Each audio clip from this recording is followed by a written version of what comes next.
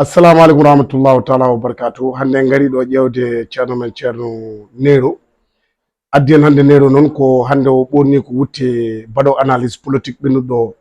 Nero a salminama, a juurama, manama, mantama. So ɗum ɓenni min garino ɗo politique o rewi ɗo yiyama engouement no waɗi ni ha yetti ɗo hande holko woni miijo ma taw Nero? eyi Amadou salmini welma ko weltare kadi e hande huccidde on banggue fisa politique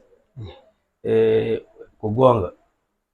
hitande 2022 fof eɗen mbawi no wiide si secoué par la politique guila élection locale ha élection présidentielle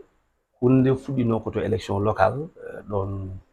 yimɓeɓe darinoma jiiɗi changement yimɓe jiiya élection liste uji keewi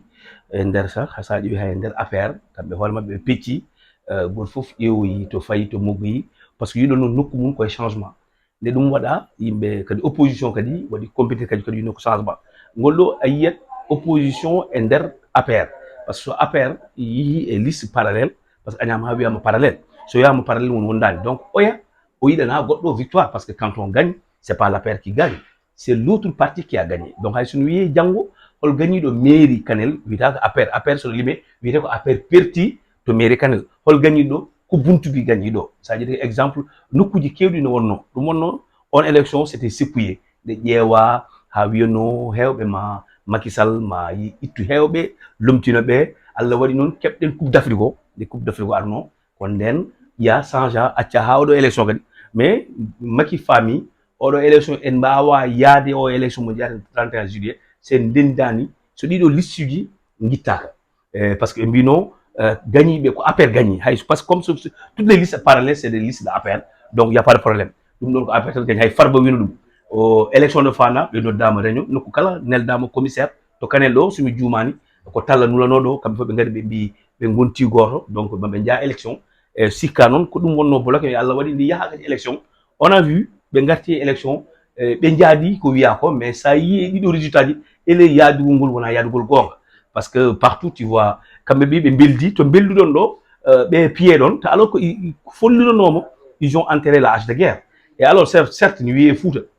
heɓama ɗo ko feewi heɓama mais sa ƴeewi en 97 ko heɓano e Kanel et en 80 sa ƴeewi en 2017 ko heɓano ko en 2019 et en 2022 aɗon on mbawi wiide ko progression ko dégression certes no woodi ɓe keeɓi ɗo gagnima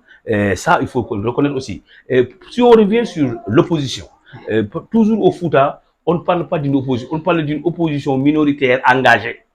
c'est une minorité engagée wonɓe ɗo e ɗum kadi eɗen mbawi wiide alhamdoulillahi meeɗa miijede e que les conseils municipal uji Fouta ma wat partie du opposition sa ƴeewi ɗo to conseil municipal mo Kanel ko Sonko wiyete ko foof conseil makko nan ɗo les gens ont voté pour quelqu'un qui soit nene et conseil municipal donc le parti de Sonko est représenté au conseil municipal de Kanel le parti de Sonko est représenté au conseil municipal de Ounaré le parti de Sonko est représenté au conseil municipal de Hawré donc de ce fait sa yiɗi ɗon analyse sa yiɗi ɗon a famat opposition ne nara ɗum meeɗa wonde eɗen jiyanno sen jiino élection locale c'est kamɓe tan nasuji mabɓe ɗi APR nder APR comme liste parallèle o yaha Buntubi o yaha Thiabibi o yaha APR o yaha ɗo ko ɓen tan jahanno jaha élection ɓe gonta kadi ɓe gonta conseil ji mais hay so ɓe gona sur la même liste mais c'est le même parti donc même parti yano mais hikka on a vu les partis de l'opposition des oppositions fermes daro haɓe ha heɓa conseil ɗum ɗon yimɓe poti famde donc opposition ko wiyeteno une minorité engagée nde nara donc plus qu'on parle plus que l'opposition ne heɓa ɗo doole wona haydara noon aussi ça c'est de l'indépendance ça renforce la démocratie neɗɗo wawa wiide opposition wawa wonde nokku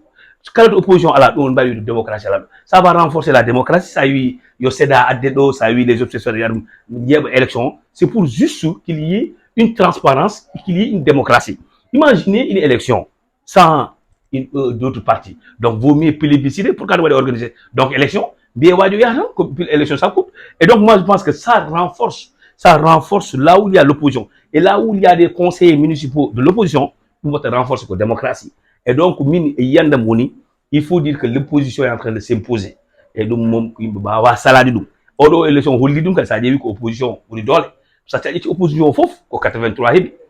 laamu heɓa 82 ce qui n'a jamais eu lieu par ce que ɗum holliri il y a un comité la droite ascendante on des fois asymptote ne monte des fois ne jippo mais odo ça y wo courbo gile 2012 ha joni jalto 2014 ha joni la courbo woni koy jippade courbo nena yaha ɓuri ko tellade donc on va à l'horizon de 2024 il y a 18 mois et donc quel avenir politique pour la paire, quel avenir politique aussi pour les partis de l'opposition parce que Amad il faut fama kadi les sénégalais di pami nden ko politicien funtano militant hande ko militant be funtarabe sayi kambe fos kala campagne mo jinda a sikkat a wen mi wulide jiya kala ay awa wiide ko odo buri yimbe odo donc so yaham ha jour élection biya an dek yo yaw kala to caravane di jawtuno kala kaaje beddonode de yimbe be ndari douci APR au finish à Dakar on a vu comme la caravane de Dakar on dit meeting de clôture de Dakar comment ça s'est passé et ko jiden hen absolument rien donc ils n'ont obtenu absolument rien on a vu ailleurs APR yahakadi parti de indi comment Mimi est passé au Fouta au Daraki ça à Kanel mais les gens ont voté donc to ben dari no ko sinja ni wir fi gure kewde mais malgré ça donc il faut dire aussi au Fouta c'est pas les politiciens ou les leaders qui ont travaillé ça c'est des gens qui aiment Macky dans leur cœur et qui ont soutenu Macky Sall mais il faut oser dire aussi pour don ko woni ko wadi Fouta ko wona politicien ji wadi dum ko Fuutankoɓe jiɗi Macky Sall so ko waɗi yo ko waɗananɓe yo kamɓe ko Macky ɓe mbi c'est pas la personne des leaders qui les intéresse c'est la personne de Macky Sall qui les intéresse ça il faut le reconnaître aucun politicien aucun leader politicien n'a travaillé pour que Macky heɓa ko heeɓi ko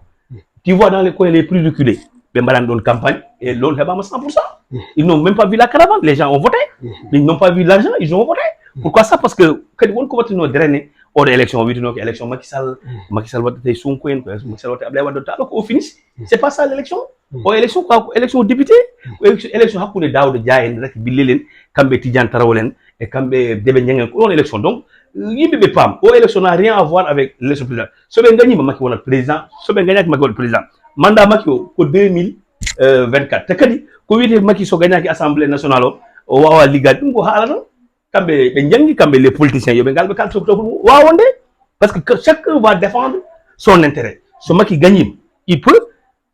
soɓe gañi mom soɓe liɓi gouvernement o kanko waɗa dissoudre assemblée nationale to ko ɗo ha 2 ans ɗum wawa wonde par ce que wonko hunde wonda won pro loi ji suɗo moƴƴi leydi ala mbawi ɗum wadde bloqué so Macky wini ɗum bloqué rewene e souveraineté populaire ɗum yimɓe ɓe paam ɗum so ɓe mbawa wadde bloqué hay conseil municipal des fois yiyat watta projet de loi voté projet de voté budget voté ɓe mbi wotata préfet waɗa approuvé haaliss o yalta est ce que haɗi haaliss o par ce que kala ko yarata wuuro ngo son calima wadde préfet ne wawi wadde substitué o ƴetta waɗa approuvé budget o yaltini hay so conseil tan ko ɗon waɗi kadi yimɓeɓe yo kaldu gonga ay yimɓe yoɓe gacci funtude yimɓeɓe qu'il y ait cohabitation ou pas cohabitation si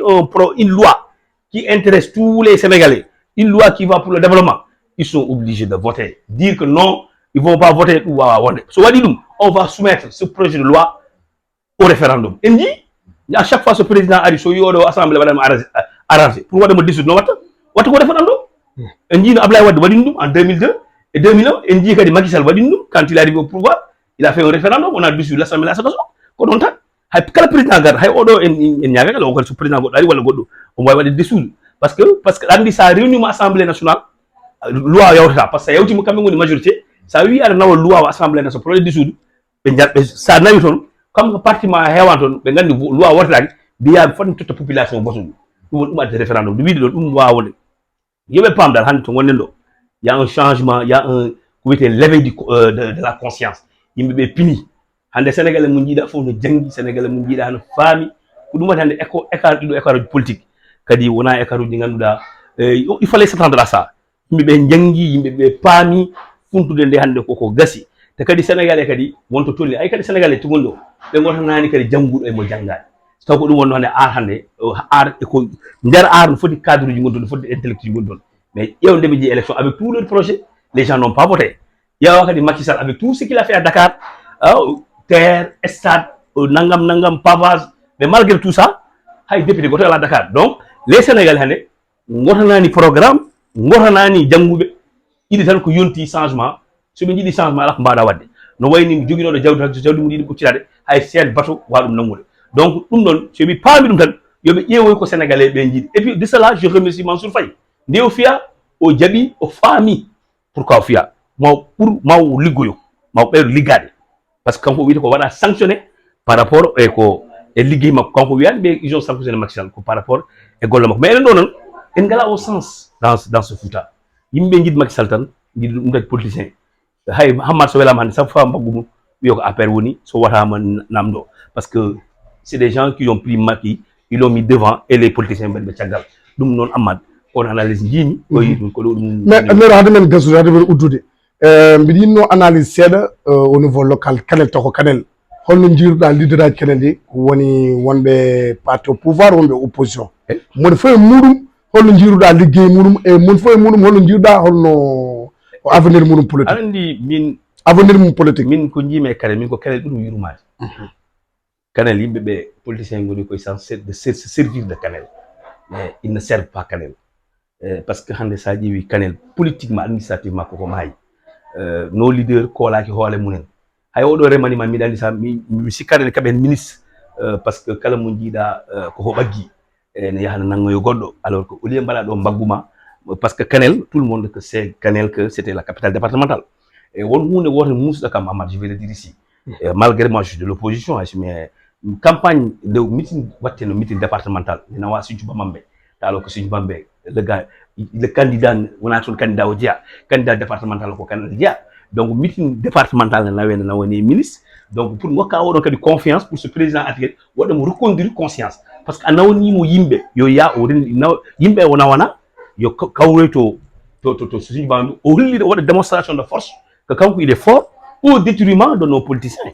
Là, ça aussi, c'est pas sérieux. Et de cela, moi, min politicien, pour le Cambeldo, je ne le cache pas, hein, c'est Hamadien. Quand dans ces protocoles, quand à la haine, quand il y aurait Kanel, ou le faut y aurait Kanel, donc il y a tel donc il y a des donc et les nyagi donc ne fait parce que donc Kanel ça y est on se finit faire le on se finit yaragal hay argol président visite économiquement on a vu les autres villages ont rythme plus que Kanel ça y suñu bamé le président be tini dum ça y suñu bossiyabe tinama gargol makko mais ici hay gol ko passage taf éphémère yawti ko wadum parce que kambe be kolliri kambe vraiment ils ne sont pas kambe be kolaka war mabbe be jabbanda ko nanganta ko neddo pour on nangana président dum non warat Kanel dum tak yaay so recrutement kala ko way arde Kanel parce que enen kebata ko compte goutte parce que an ko mo nanganda ko on parta haw fecce o feccuma hen et tant que ni ngal jabbal yar mais dum yara mais opposition hande on a vu tel n'est pas le cas ça dit l'exemple de Ar Sénégal et on dirait que Ibrahima Diallo était kanko wonno majeur kanko wonno titulaire alors qu'il était que suppléant il a fait de sorte que la base arrière de Ar wona Kanel ça dit kadi la yewi askan wi les Hamad Demla kambe kadi sa yido kadi kambe to be gondo be mbadi kadi base arrière opposition do ko be mbadi base arrière be mbadi dum ko Kanel mais enen en jito bangi affaire base arrière ko fecci hakkunde Sinthiou Bamambé e hakkunde Bosseyabe ko ton wono base arrière alors que do woni capitale départemental et ça prouve que dum holliri Kanel pour wa feccade ça sera difficile mais bangi ministre ji di sen dentanki en kebada dum tagi kadi enen ñaago le maire Gardo, parce que l'avenir politique, parce qu'il faut le dire, lui il a gagné la mairie au nom de la liste de Buntu, bien sûr, même s'il est avec de la paix, mais il ça y est parce qu'il y a un changement. Et on a vu les 3 derniers mois, il était là, et jusqu'à présent il est là. Il compatit avec les Kanelois, donc il était là, quand il a dit, il a dit, parce que tous ces protocoles qui se passaient, on ne le voyait pas, il s'occupait à des séminaires, même lors de la réconciliation, quand on a un séminaire pour le au Kanel bendim e ko wiete no fof gilo gagni ha joni on le voit ñinen ko be ñaagi mo woto Kanel hay raki badado eden ñaago mo kam kadi raki billel qui est député woto yo salo yo daro o darna base mako faut pas qu'il ko tottira base mako faut pas kadi o walla yimbe yo hande ndendina pour faire la massification dans un village kanko yo ƴew base arrière mako o wartira Kanel bien vrai que certes oui won wadbe ha woni mais do woni député ko département de Kanel et plus particulièrement ko Kanel jangini donc ko minen ñaagi raki ko be ñaawoto raki ko woni base arrière APR départemental auto hul même ne serait ça o jota la coordination de l'APR yo forne dum do ko député ala goddo député goddo kanko ministre di faut ko ñaako ko yasmo donc c'est pas l'appel omo ye tottiro hoore makko wala wada rendine goddo yo wad récupérer en tant que jeune bon hetto jeune ji parce que min ko dum jimi et que pour camber pour avenir politique mais dès l'instant il permet à l'autre de massifier dans son village on wonal ministre on heba DG kala mo yidi wat mais ana hebata parce que hande yontino kala ko watte Macky Sall de arnon e wonno tour économie meeting clôture wala ko kadel mais on gandi tout ce comment ça s'est passé et des tiraillements dum do ko foti gas e bangue mabbe opposition kadi yobe mbad réunir yobe ko hewani ko bim yo mbad réunir pour leur avenir sans compter wiye Pastef wala wiye yeewi askan wi wondo yobe ndendu be ganda c'est une minorité que les gens attendent l'avenir entre et puis aussi ko gonga tous ceux qui sont de l'opposition c'est des jeunes hein? On a vu la Mao Bengondo du pouvoir ko wiyete ko alternance génération ko yonti sa yi suka be non jaha e opposition dum en ji kala ko ari suka be petita ko hen comme mawbe tan et puis mawbe wadbe retraite des gens qui ont plus 60 on n'est pas contre les vieux mais yonti hande les jeunes hande ça y opposition faut que c'est les jeunes et donc de ce fait kambe kam namdi bi nyaagi be no mbawte rendude habe heba goddum raki dernier mot kalmo raki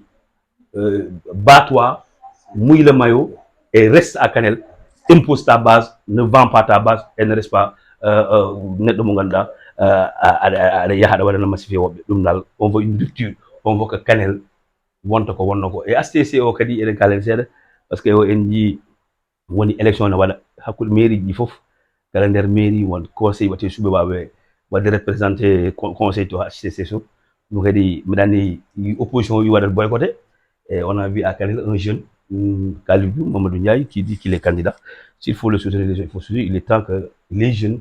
s'imposent en politique les jeunes mom yonti qu'ils s'imposent en politique amat ñu nomi yeen merci Nero.